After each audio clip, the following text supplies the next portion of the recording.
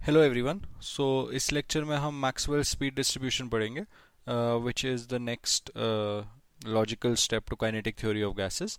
Now before we do that, उससे पहले एक बार रिविजिट कर लेते हैं। Like kinetic theory of gases में हमने कौन कौन से पॉइंट पढ़े। Like kinetic theory of gases was all about this, मतलब जो सबसे इंपॉर्टेंट चीज़ थी that was this state of continuous random motion, जिसकी वजह से गैस की काइनेटिक एनर्जी होती है। तो अभी तक हमने ये एस्टैब्लिश कर लिया है कि कोई भी गैस जो है, whatever gas we have, उसमें मॉलिक्यूल्स जो है, एटम्स जो है, they are in a state of continuous motion. मतलब अगर मैं एक कंटेनर अज्यूम कर लूँ ऐसे, और इसमें कोई गैस है, उसमें मॉलिक्यूल्स और एटम्स की कंटिन्यूअस मोशन है। एवरी मॉलिक्यूल और atom is moving with some speed और द अदर। कोलिजन्स इलास्टिक है, और इनकी स्पीड कितनी ज़्यादा होगी उतनी ज़्यादा इनकी काइनेटिक एनर्जी होगी, राइट। तो काइनेटिक एनर्जी जो है वो तो स्पीड पे डिपेंड करती है। Kinetic energy is dependent on v square, right, half m v square होता है। और kinetic energy according to kinetic theory also depends on temperature, right. So ये तीनों चीज़ें इंटरलिंक्ड है। जितना टेम्परेचर ज़्यादा है उतना स्पीड ज़्यादा है, उतना काइनेटिक एनर्जी ज़्यादा है। तो that means given the temperature, जितना भी इस कंटेनर का टेम्परेचर होगा उस हिसाब से इसकी स्पीड होगी। अगर बहुत ज़्यादा टेम्परेचर है, 1000 केल्विन, 2000 केल्विन, तो इन मॉलिक्यूल्स की स्पीड काफ़ी ज़्यादा है। और बहुत कम टेम्परेचर है, 20 केल्विन, 50 केल्विन, तो इनकी स्पीड काफ़ी कम है। तो सब मॉलिक्यूल्स की based according to this temperature कुछ स्पीड होगी। लेकिन अब कॉन्सेप्ट ये है कि मतलब कुछ मॉलिक्यूल्स तो ऐसे होंगे जिनकी स्पीड काफ़ी ज़्यादा होगी, कुछ मॉलिक्यूल ऐसे होंगे जिनकी स्पीड काफ़ी कम होगी, राइट। कुछ मॉलिक्यूल्स की स्पीड बहुत ज़्यादा है, कुछ मॉलिक्यूल्स की स्पीड बहुत कम है, और कुछ मॉलिक्यूल्स की स्पीड एकदम एवरेज स्पीड है, टी के कोरिस्पॉन्डिंग, राइट। ये ऐसा हमेशा होता है नेचर में। जब भी एनर्जी डिस्ट्रीब्यूशन होता है वो इक्वल नहीं होता। ऐसा कभी नहीं होता कि ऐसे नेचर में किसी किसी को हमने एनर्जी दे दी और किसी एक बहुत large number of group atoms को या लार्ज नंबर ऑफ ऑब्जेक्ट्स को अगर हमने एनर्जी दे दी, तो उन सब की जो एनर्जी है वो एकदम सेम होगी, राइट। कुछ कुछ की ज़्यादा होगी, कुछ की कम होगी, लेकिन सबकी around on an average, average के अराउंड ज़्यादातर मॉलिक्यूल्स की उतनी ही स्पीड होगी। जैसे सिंपल एग्जांपल देख लें, अगर हम नेचर में देख लें, जैसे जैसे अगर हम हाइट की बात करें, जैसे जैसे height of human beings, right. Human beings की अगर हाइट की बात करें, सो डिपेंडिंग ऑन मतलब आप किस एरिया से हो, कहाँ रहते हो, तो एक हर एरिया की, हर कंट्री की एक एवरेज हाइट होती है। कुछ जगह पे लोगों की जनरली हाइट ज़्यादा होती है, कुछ जगह पे लोगों की जनरली हाइट कम होती है। जैसे अगर हम क्लास ट्वेल्थ में अज्यूम कर लें, क्लास ट्वेल्थ के जो स्टूडेंट्स होते हैं उनकी हाइट मान लेते हैं ऑन एन एवरेज, मेरे को पता नहीं है सही है या गलत है, मान लेते हैं एवरेज हाइट जो है वो 5 फीट 6 इंचेस है, राइट। लेकिन ऐसा कभी नहीं होगा, आपने हार्डली कभी ऐसी कोई भी क्लास 11 देखी होगी या क्लास 12 देखी होगी जिसमें सबकी हाइट इतनी है, राइट। क्लास में बहुत सारे स्टूडेंट्स होंगे, आपके बहुत सारे दोस्त होंगे जिनकी हाइट 6 फीट से ज़्यादा होगी, राइट। क्लास में बहुत सारे दोस्त लोग ऐसे भी होंगे जिनकी हाइट 5 फीट होगी एग्जैक्ट, या 4 फीट समथिंग होगी, राइट। तो काफ़ी हाइट कम होगी या काफ़ी हाइट ज़्यादा होगी, लेकिन ज़्यादातर लोग जो है इसी एवरेज के अराउंड होंगे। ये एग्जाम्पल देख सकते हैं। अगर इसका नहीं देखें, मार्क्स का भी एग्जाम्पल देख सकते हैं। आप इमेजिन करें आपका कोई भी पुराना टेस्ट हुआ हो, जैसे अगर मैंने क्लास में टेस्ट ले लिया 50 मार्क्स का, राइट। 50 मार्क्स का मैंने टेस्ट लिया, बहुत इजी टेस्ट है, तो क्लास में एवरेज आ गई 40 मार्क्स। आप अपने स्कूल का कोई भी एग्जाम अज्यूम कर लीजिए, जो प्रीवियस एग्जाम था, मान लेते उसमें एवरेज 40 था। लेकिन ऐसा कभी नहीं हुआ होगा कि सबकी मार्क्स जो है वो 40 होंगे। ऐसा हमेशा रहा होगा कि 45 से लेके 50 तक कुछ स्टूडेंट्स के मार्क्स रहे होंगे, राइट। बहुत कम स्टूडेंट्स के 45 से 50 मार्क्स रहे होंगे। बहुत कम स्टूडेंट्स ऐसे जिनके 0 नंबर होंगे या 10 नंबर होंगे, एकदम कम, 0 से 10 में। लेकिन मेजोरिटी ऑफ द स्टूडेंट्स जो है वो इसी रेंज में होंगे, 35 से लेके 45, जो एवरेज के आसपास है। इसमें काफ़ी सारे स्टूडेंट्स के मार्क्स होंगे, बिकॉज एवरेज 40 है। तो आप ये इसके बारे में सोचिए कि आपकी क्लास में जब भी ऐसा टेस्ट हुआ, क्या ऐसी ऑब्जर्वेशन हुई थी, क्या कभी ऐसा हुआ कि सबके मार्क्स सेम थे। तो ऐसा यूजुअली नहीं होता है। तो नेचर में जो भी डिस्ट्रीब्यूशन होता है वो एग्जैक्टली इक्वल नहीं होता, अनइक्वल होता है। हमेशा आउटलायर्स होते हैं। आउटलायर मतलब हमेशा ऐसी ऑब्जर्वेशंस होती है जिनके पास काफ़ी ज़्यादा डेटा होता है, काफ़ी ज़्यादा वैल्यू होता है, और कुछ ऐसे होते हैं जिनका वैल्यू बहुत कम होता है लेकिन मेजॉरिटी एवरेज के आसपास होता है। तो वही चीज़ मॉलिक्यूल के लिए भी ट्रू है। कुछ मॉलिक्यूल्स ऐसे होंगे जिनकी स्पीड काफ़ी ज़्यादा होगी, कुछ मॉलिक्यूल्स ऐसे होंगे जिनकी स्पीड काफ़ी कम होगी, लेकिन मेजॉरिटी ऑफ द मॉलिक्यूल्स की स्पीड जो है वो एवरेज के आसपास होगी, ठीक है। तो मैक्सवेल स्पीड डिस्ट्रीब्यूशन है उसी की बात करता है कि how is the speed distributed. जैसे मार्क्स हमने देखा ऐसे डिस्ट्रीब्यूट हो गए, बहुत कम स्टूडेंट्स के ज़्यादा मार्क्स, बहुत कम स्टूडेंट्स के कम मार्क, मेजॉरिटी स्टूडेंट्स के एवरेज मार्क। तो मैक्सवेल भी सिमिलर चीज़ कहता है। वो कहता है गैस में भी क्या होता है, जो बहुत ज़्यादा स्पीड है, लाइक लार्ज स्पीड जो होती है, या बहुत कम स्पीड जो होती है, small speed, less speed, this is possessed by a very small fraction of molecules. मतलब अराउंड 2-3% मॉलिक्यूल्स गैस के ऐसे हैं जिनकी स्पीड बहुत ज्यादा है या बहुत कम है, और एवरेज स्पीड के आसपास, मतलब एग्जैक्टली एवरेज नहीं, बिकॉज स्पीड तो सबकी डिफरेंट है, एवरेज स्पीड के आसपास जो है मेजॉरिटी है, राइट, मेजॉरिटी और लार्ज फ्रैक्शन ऑफ मॉलिक्यूल्स। तो मैक्सवेल स्पीड डिस्ट्रीब्यूशन का मतलब ये है कि किसी भी गैस में बहुत कम मॉलिक्यूल्स होते हैं जिनकी स्पीड बहुत ज्यादा होती है, एनर्जी बहुत ज्यादा होती है, बहुत कम मॉलिक्यूल्स होते हैं जिनकी स्पीड और एनर्जी बहुत कम होती है, लेकिन मेजॉरिटी ऑफ द मॉलिक्यूल्स ऐसे होते हैं जिनकी जो स्पीड है वो एवरेज स्पीड के अराउंड होती है। तो based on that there is a graph which we need to understand. So this was given by Maxwell. So this is the graph. So what this graph says is, इसमें x axis पे speed है, y axis पे fraction of molecules है।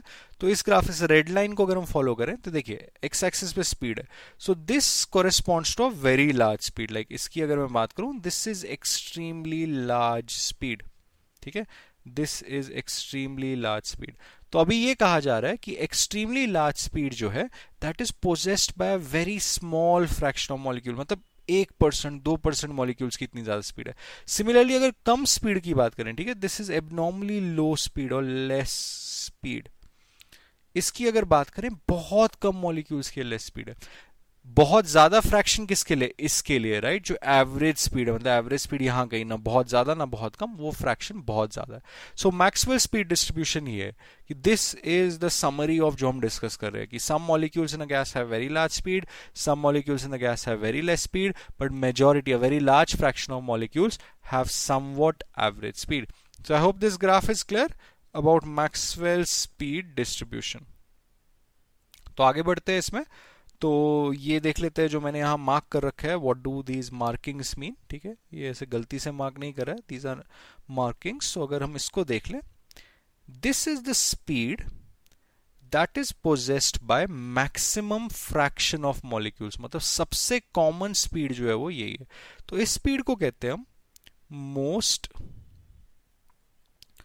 Probable, probable means common, most probable speed, ठीक है। तो ये काफी इंपॉर्टेंट है, एक काम करता हूं मैं इसको थोड़ा अच्छे से लिख देता हूं, मतलब ये मैंने बी सही से नहीं लिखा। So this is most probable speed, ठीक है। Symbol is c m p, ठीक है, c is the symbol for speed, m p is just most probable.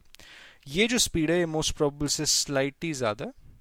This is known as, this is simply the average speed, this is average speed of all the molecules, मतलब सब molecules की speed लिख लेते हैं, सब molecules की speed, पहले molecule की C1, दूसरे की C2, तीसरे की C3, आखिरी molecule की Cn, इन सब को डिवाइड कर देते हैं n से। this is average speed, C average, ठीक है। so this is C average।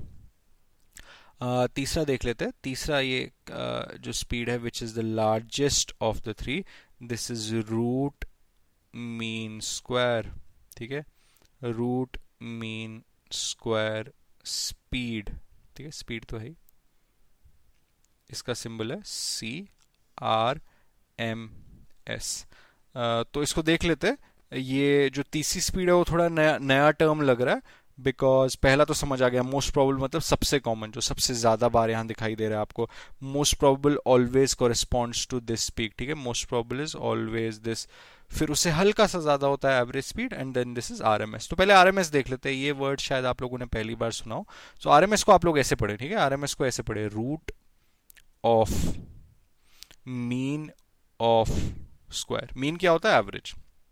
तो आरएमएस का मतलब ये हो गया root of mean of, mean कैसे लेते हैं? Divide by number of observation को डिवाइड बाय n करते हैं, ऑफ स्क्वायर्स, मतलब मीन लेना है स्क्वायर्स का, C1 square, C2 square, C3 square, all the way till Cn square. This is RMS, ठीक है। आई होप दिस इज क्लियर।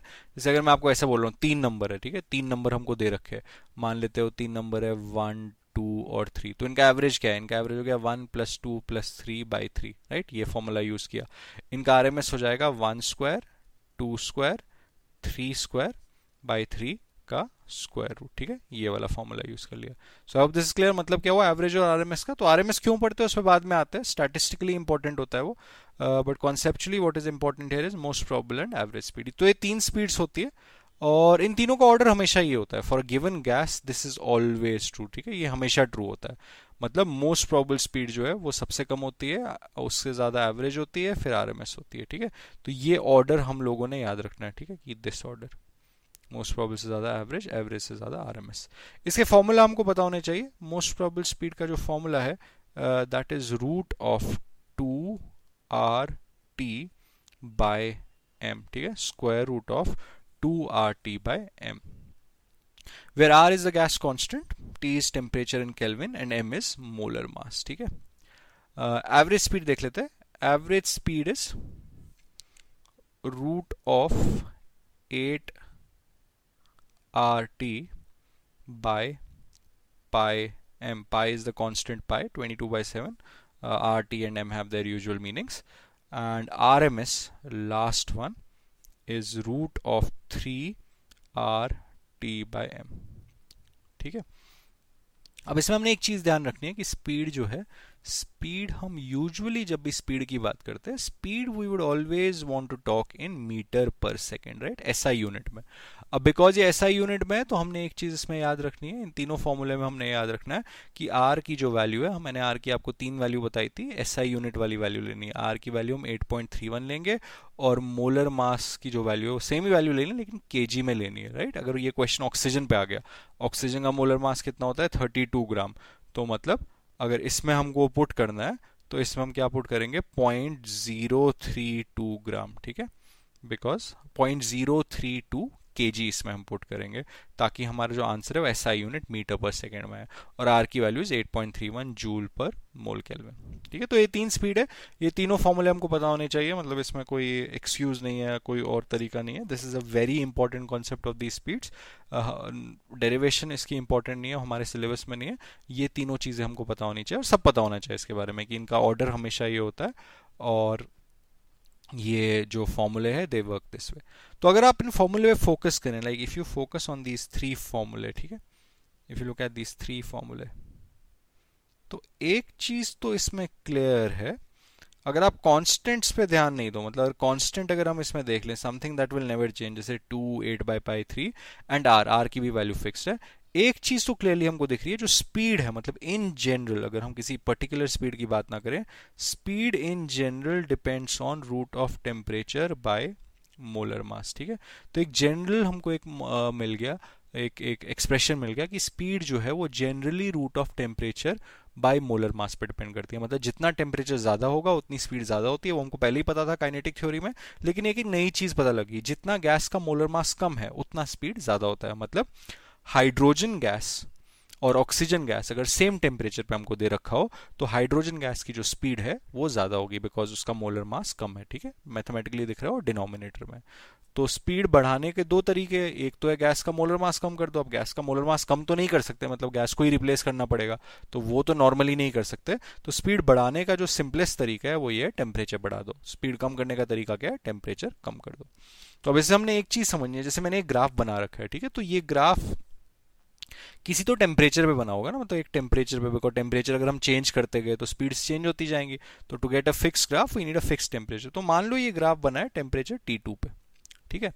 तो हमने ये समझना है, let me look at another graph, ठीक है। अगर मैं एक और ग्राफ देखूं, जैसे मान लो एक ग्राफ जो है एट सम अदर टेम्परेचर, जो ग्राफ है वो कुछ ऐसा है, समथिंग लाइक दिस, ठीक है। थोड़ा चैलेंजिंग है बनाना, ऐसे ऐसे मान लेते हैं ये बनाया ग्राफ T1 पे, और मान लो कुछ और टेम्परेचर, कोई और टेम्परेचर देख लेते हैं, सम अदर टेम्परेचर।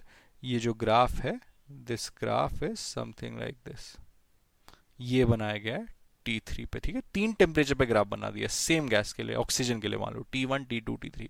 अब आपने ये समझना है, मतलब अगर आप T1 और T3 को देखो, T1 जो है, T1 is a graph which is more towards the left side, right. T1 is a graph is more towards the left side, मतलब लेफ्ट की ओर है graph, and T3 is more towards the right side, मतलब T3 corresponds to larger speed। मतलब यहाँ समझ आ रहा है ना, इन जनरल मॉलिक्यूल जो है वो थोड़ा राइट की ओर शिफ्ट हो गया, मतलब मॉलिक्यूल्स की स्पीड बढ़ गई। जितना ये ग्राफ लेफ्ट शिफ्ट होगा उतना स्पीड कम हो रही है। तो स्पीड किससे कम होती है? टेम्परेचर कम करने से। जितना टेम्परेचर बढ़ाओगे स्पीड बढ़ेगी, उतना ग्राफ राइट शिफ्ट होगा। तो हमको एक चीज समझ आ जानी चाहिए, जैसे अगर मैं इन तीन को लिख दूं, T1, ठीक है, उसके बाद है T2 एंड उसके बाद है T3, ठीक है। तो अगर मैं अब इनका अगर मेरे को ऑर्डर लिखना हो, so I can clearly mention that T1 is less than T2 and T2 is less than T3। तो जितना ग्राफ राइट जाएगा उतना टेम्परेचर बढ़ता जाएगा। So I hope this is clear Maxwell speed distribution क्या होता है, and this graph is very important. So किसी भी गैस का अगर हमको on an average speeds increase करनी हो, जस्ट इंक्रीज द टेम्परेचर। तो in the next lecture we look at applications of this formula, कि इस पे किस टाइप के क्वेश्चन पूछे जा सकते हैं, and then further application of kinetic theory of gases. So until then, goodbye.